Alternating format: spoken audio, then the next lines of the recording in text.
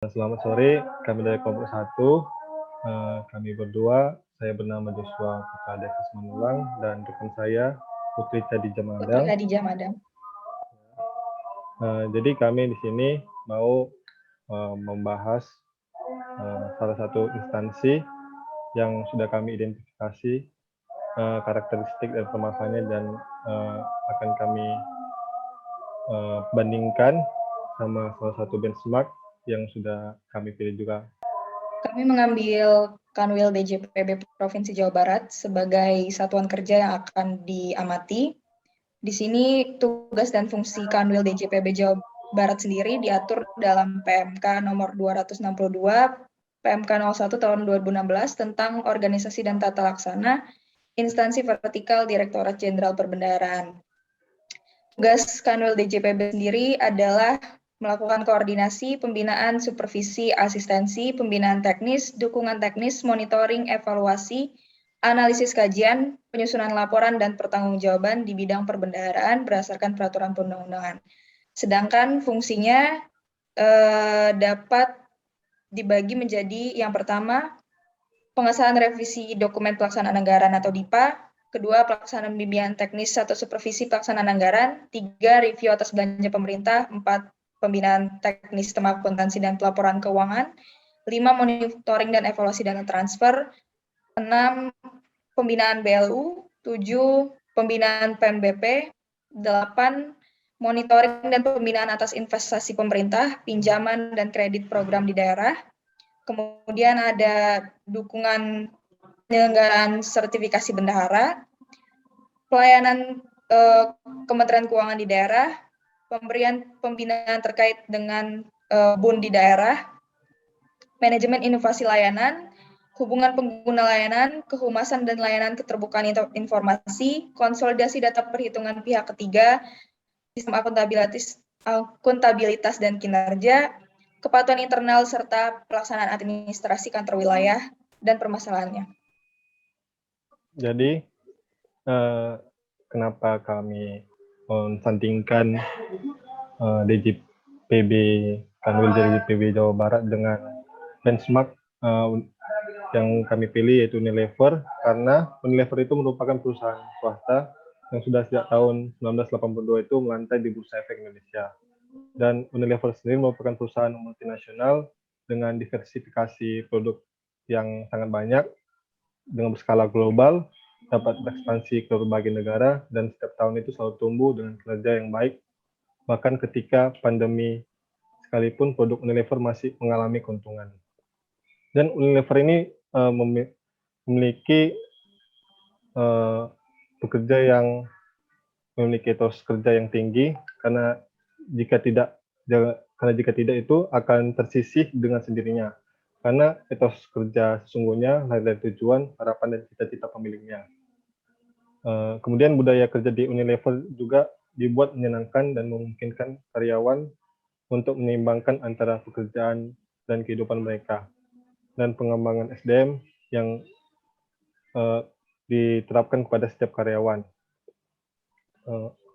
Kemudian Unilever juga merupakan salah satu dari 5 emiten perusahaan yang mendapatkan gelar sebagai perusahaan yang berkinerja terbaik sepanjang 2010 versi Indonesia Finance Reviewer atau IFR. IFR ini merupakan terbitan majalah Tempo yang bersama Independent Research and Advisory Indonesia. Dengan penghargaan itu, membuktikan komitmen Unilever untuk terus meningkatkan kinerjanya. Manajemen dan value perusahaan yang sudah terstruktur, efisien, dan berkelanjutan membuat Unilever juga bisa menjadi benchmark untuk tolak ukur penyelesaian di Kanwil DJPB. Permasalahan pertama yang kami amati adalah perencanaan kinerja yang belum berkelanjutan pada Kanwil DJPB Jawa Barat. Laporan kinerja tidak diikuti dengan pengembangan perencanaan berkelanjutan, di mana seringnya laporan kinerja bersifat repetitif seperti sebelumnya dan hanya digunakan sebagai alat administrasi daripada digunakan sebagai bahan evaluasi kinerja tahunan. Laporan capaian IKU memuat indikator-indikator yang digunakan untuk menilai kinerja pegawai dan sebagai bahan melakukan evaluasi untuk kinerja yang lebih baik di periode selanjutnya. Evaluasi kinerja dilakukan di tingkat individu sampai dengan kinerja di tingkat satuan kerja. Pelaporan seringnya menggunakan template tahun lalu dan indikator tahun lalu tanpa ada perubahan yang berarti yang mengikuti dengan kondisi atau situasi yang dinamis setiap tahunnya. Jadi masalah dari penentuan target dan kerja yang berkelanjutan itu dapat diunggulkan oleh PT Unilever karena capaian tahunan pegawai itu diambil dari baseline tahun lalu yang mengacu pada data penjualan, target, dan sebagainya dari tahun ke tahun. Dengan baseline tahun lalu itu dapat menentukan growth tahun ini. Karena dari tahun ke tahun itu harus bertumbuh dan berdasarkan capaian tumbuhan itu dari data kuantitatif yang relevan dengan mengikuti tren pasar, ROI, dan kondisi ekonomi global. Kemudian, Unilever juga menciptakan etos kerja dan environment yang baik untuk sumber daya manusia, capai target dengan sistem insentif, reward and punishment, sehingga pegawai dituntun untuk meningkatkan inovasi dan mengevaluasi kinerja setiap tahunnya. Permasalahan kedua adalah proses bisnis sehari-hari yang belum efisien. Misalnya saja, pada pelayanan yang dilakukan di DJPB, terdapat beberapa pelayanan di bidang PPA 1, karena saya magang di PPA 1, yang belum dilakukan sepenuhnya secara efisien. Seperti pelayanan revisi DIPA dan register hibah, di mana pelayanan tersebut masih dilakukan secara daring namun masih parsial. Di bagian front office, di mana pegawai front office dapat langsung mengunduh dokumen yang telah lengkap dan sesuai, kemudian bisa langsung dianalisis dan dikirimkan ke bagian middle office untuk dibuat naskah dinasnya atau konsep dinasnya. Tetapi pembuatan konsep dinas ini masih dilakukan secara manual yang harus dikerjakan di kantor dan harus ada bukti fisiknya. Padahal melalui otomatisasi e-office Kementerian Keuangan, kita bisa melakukan perkonsepan persuratan ini dari mana saja asal ada jaringan internet. Apalagi dengan status quo yang sekarang, di mana kasus COVID-19 sejak bulan lalu itu sangat meningkat di Bandung Raya, sehingga 75% sampai 100% pegawai harus melakukan WFH.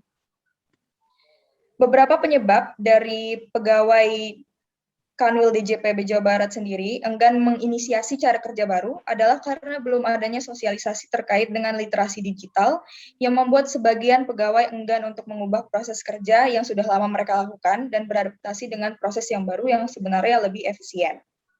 Misalnya, belum ada sosialisasi yang dilakukan untuk menggunakan VPN agar bisa mengakses misalnya dokumen dari website yang memakai jaringan intranet Kementerian Keuangan.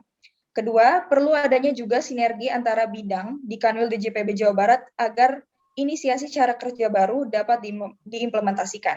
Saat ini misalnya dalam pelaksanaan tugasnya, bidang PPA 1 harus membuat 2 bukti sekaligus, yaitu soft copy dan hard copy, pengerjaan revisi DIPA maupun register hibah untuk dijadikan bahan monitoring dan evaluasi oleh bidang SKKI.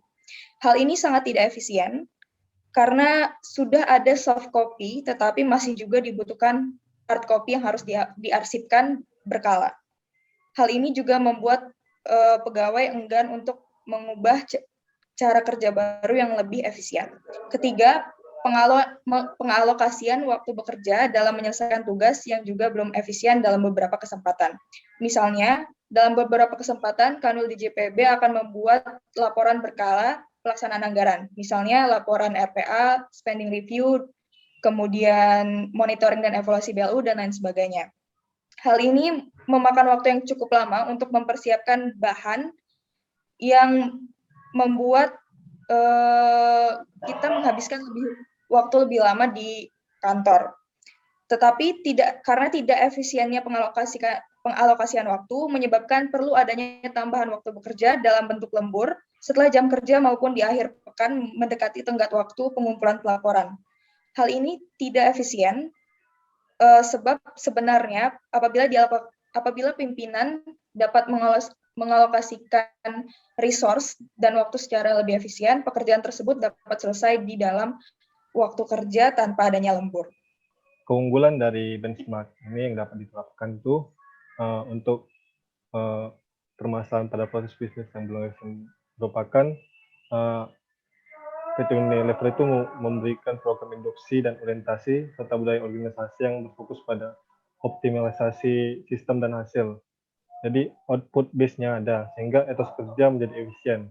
Kemudian sinergi antara departemen satu dengan lainnya uh, agar keseluruhan proses berjalan efisien dan efektif.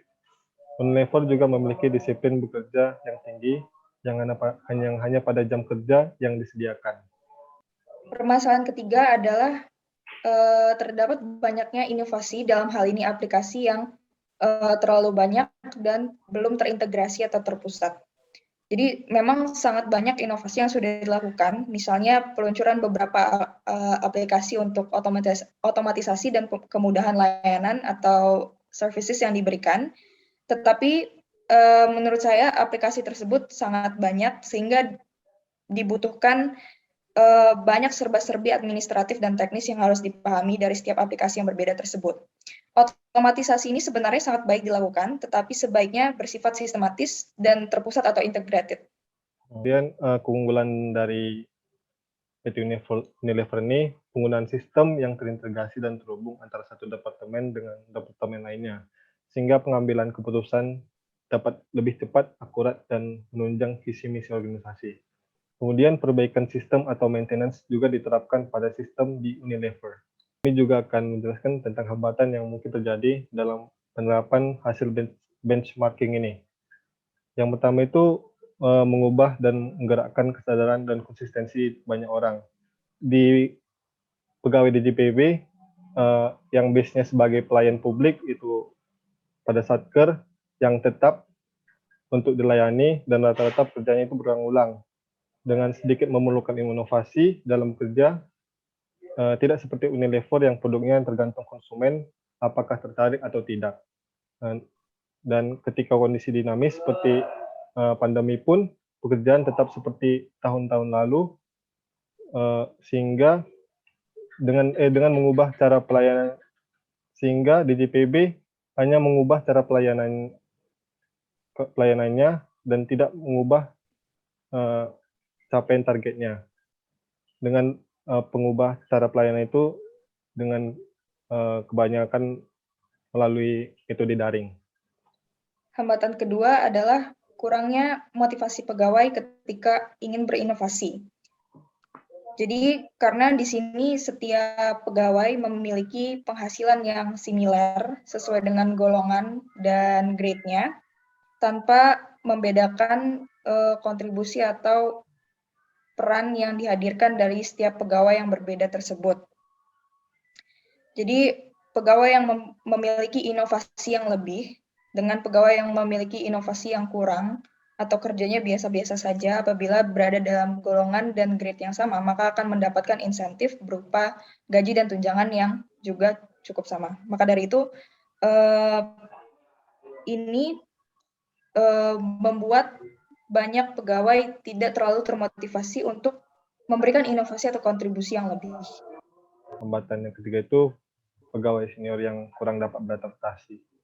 Karena pada Kanwil DJPB Jabar, kebanyakan pegawai senior itu dengan rentang umur sekitar 50 dan 60 tahun, sampai dengan 60 tahun, yang sudah melewati masa produktifnya, sehingga kurang dapat beradaptasi dengan perubahan cara kerja yang banyak memakai aplikasi. Sementara itu, pegawai muda itu hanya dapat membuat aplikasi karena memiliki mungkin memiliki basic pemrograman atau sudah belajar pemrograman, namun masih perlu belajar cara mengefektifkannya dan mengintegrasikan aplikasi ke aplikasi Kementerian S1 atau Kementerian Keuangan. Kemudian penerapan ke aneka. Contoh penerapan nilai-nilai aneka jika keunggulan yang dimiliki PT Unilever di benchmark pada Kanwil PB Jabar, yaitu pertama itu akuntabilitas untuk meningkatkan kualitas layanan, kepercayaan publik, dan kinerja organisasi yang semakin meningkat dari tahun ke tahun. Kedua itu komitmen mutu, mengedepankan komitmen dalam kerja, cepat beradaptasi dalam perubahan baik kebijakan, tata laksana, mengambil kebijakan, dan sebagainya. Dan terus berinovasi agar pelayanan publik yang diberikan semakin baik.